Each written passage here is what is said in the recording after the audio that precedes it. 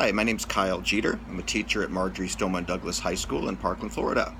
I am very honored to be part of a program called ACEAP, which is the Astronomy in Chile Educator Ambassadors Program. So this is something I applied for in January. I'm really excited to go, and we're 1 week away from leaving.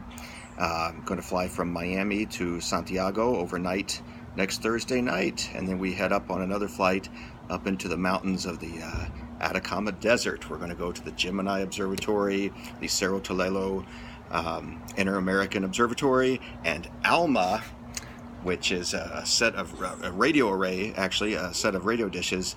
And in case you don't know this, northern Chile is the best place on planet Earth to do astronomy. It has the big three, what I call the big three in my class: high, dry, and dark, or the exact opposite of South Florida, which is low, humid, and light polluted. So I'm definitely excited to go.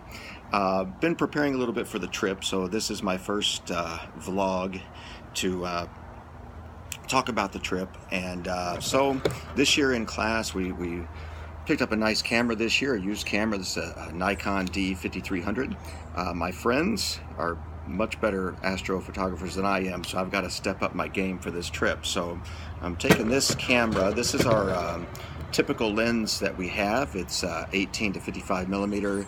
I'd like to have one with an even wider frame, but this is what we have, and that's what I'm going to go with. I did pick up something new to try. So this is a fisheye lens, and it's kind of cool here. It actually just attaches right onto that. It really wasn't too expensive either.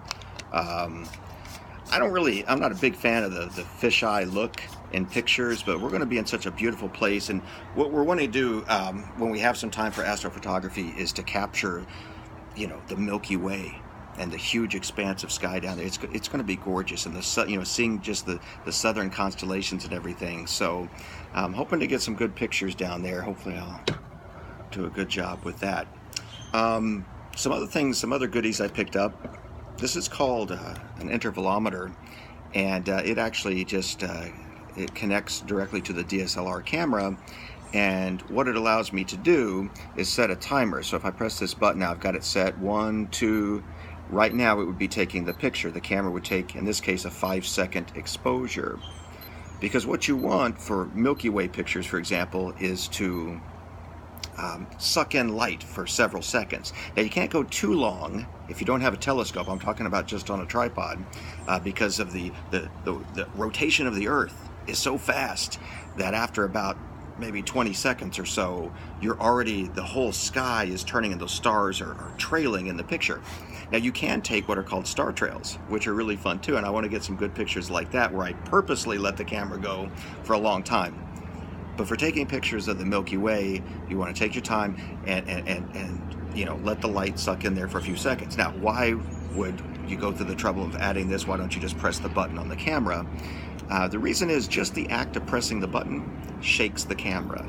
And so you can set a timer on the camera, do stuff like this, but I think I'm going to like this. This is brand new. I haven't used it before, and I think for some of the stuff I want to do in astrophotography, that's going to be a nice addition. I've been trying to read up a little bit here, so found this one, Making Your Nightscapes Epic, from Sky and Telescope magazine. Astronomers, listen, nothing's going to make you look cooler wherever you go than one of these. I mean, check this out here. So this, yeah, you always want to be sporting one of these wherever you go. This is a light. Now, it can operate as a standard light, so if, in your spare time you have the hobby of, I don't know, coal mining or something, this is perfect for you. But and look at this. Oh, look, we've got a whole, in case we find a disco ball up in the Atacama Desert, we can use this. Now, but what I got it for, actually, is this button, which is red light. And what that does, the reason astronomers use red light is that your eyes maintain, when you go into a dark room, your pupils open up to collect more light naturally. And what happens is if you turn on a flashlight and you're trying to do astronomy, then your eyes are going to adjust to that bright light. You lose your night vision. So astronomers use red light like this in order to keep their night vision. So I have this. And I actually have this as well, just a handheld one. Does the same thing. I can use it as a normal light, but then if I click and hold, look at that, I've got a red light I can use as I'm setting up the camera and stuff like that. Hopefully get to use some telescopes while we're there as well. And that's about it. That's what I've gotten so far to get ready for the trip. One thing, being high in the mountains there, the ultraviolet's going to be very, very strong. So picked up a nice big floppy hat here for the trip as well. So I'm getting there. Very strong ultraviolet up in the mountains, like I said, because we're actually above, I think at the highest altitude, we're above 50% of the atmosphere. The atmosphere is denser the lower you go. We learned that in my class with our high altitude balloon project. But so we're at an altitude, atmosphere's thin, we're losing that protection from ultraviolet, so it's important to wear sunscreen and a hat. That's where I'm at so far in getting ready for ACEAP in Chile. So next vlog will be hopefully from Santiago. Thanks for watching.